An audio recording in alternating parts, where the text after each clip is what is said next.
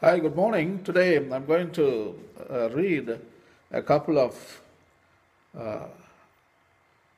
interesting quotes from the British Anglican priest William Ralph Inge. William Ralph Inge was born in 1860 and he died 1954 in England.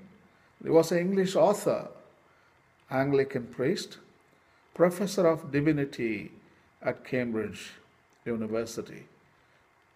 And he was a dean of St. Paul's Cathedral, one of the greatest cathedral in London, which provided the appellation by which he was widely known. He was known as Dean Inge.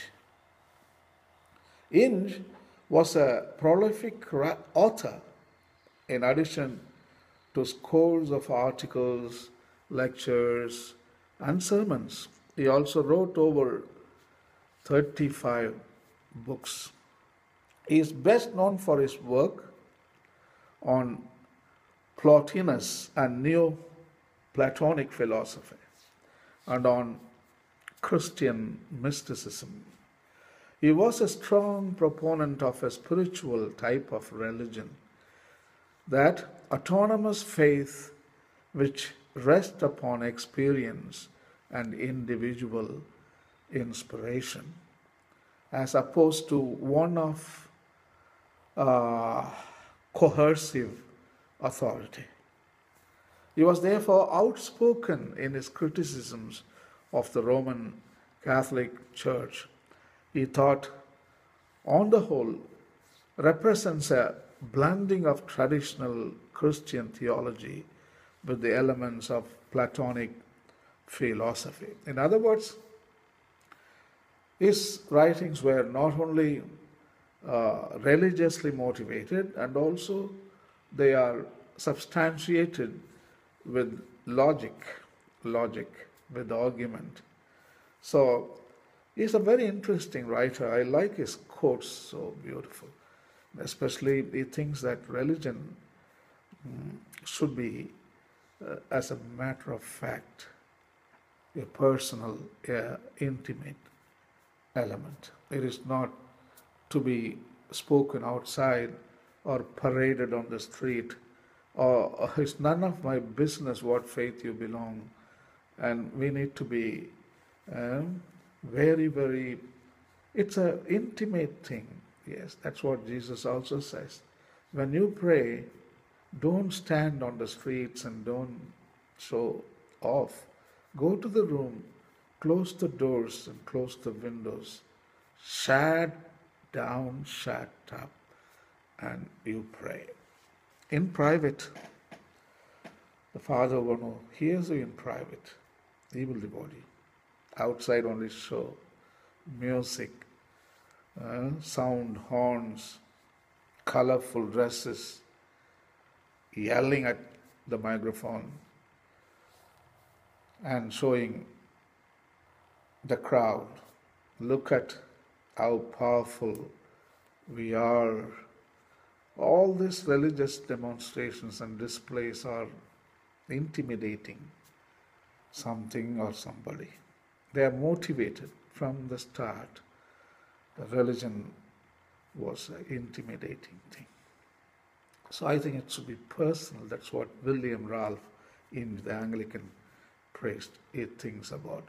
There is no enforcing or coercive authority can give God to others.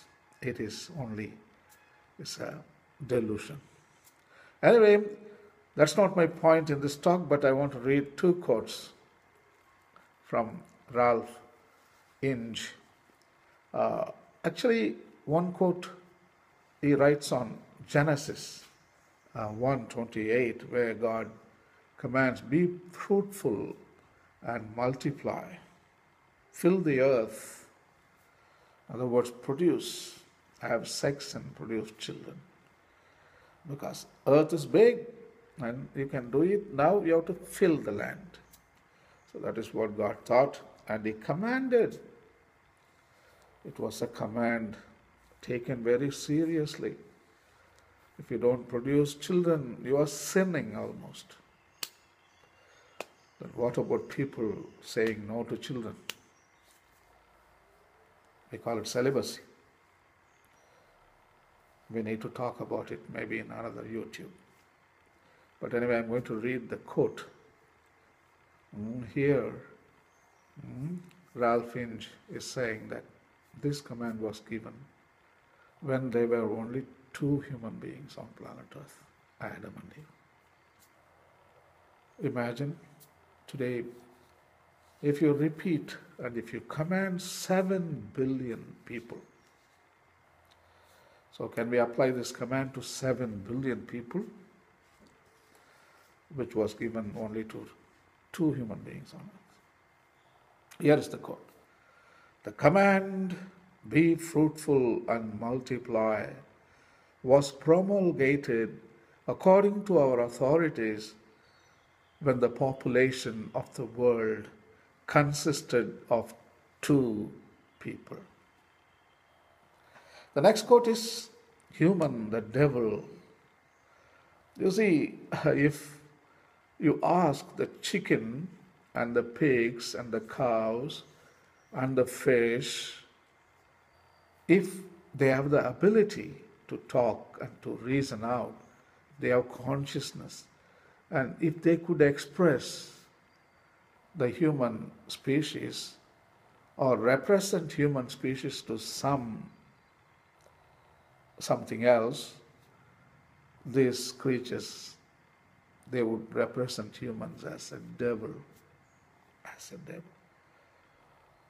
In a fish community, they will draw a human figure. This is the devil. The chicken community, certainly they will depict human form. He is a devil. What is the devil? If you ask pigs, they will depict human form. If you ask cows, bulls, if you ask all of them, the animals, can you depict humans or compare something? Humans. And they will immediately depict human beings as devil. So that is what William Ralph Inge writes. Here is this quote. We have enslaved the rest of the animal creation and have treated our distant cousins in fur and feathers so badly that beyond doubt, if they were able to formulate a religion, they would depict the devil in human form. The last quote is about death. What is going to happen? People are so confident and they are telling us if they have witnessed everything after death, and they are 100% right, and we need to believe that. So there is reward and there is punishment. So that's what's going on after death. But William Ralph Inge, the Anglican priest, has a beautiful words of wisdom which can be acceptable. So here is the quote. There are no rewards or punishments, only consequences. Thank you. Have a nice day.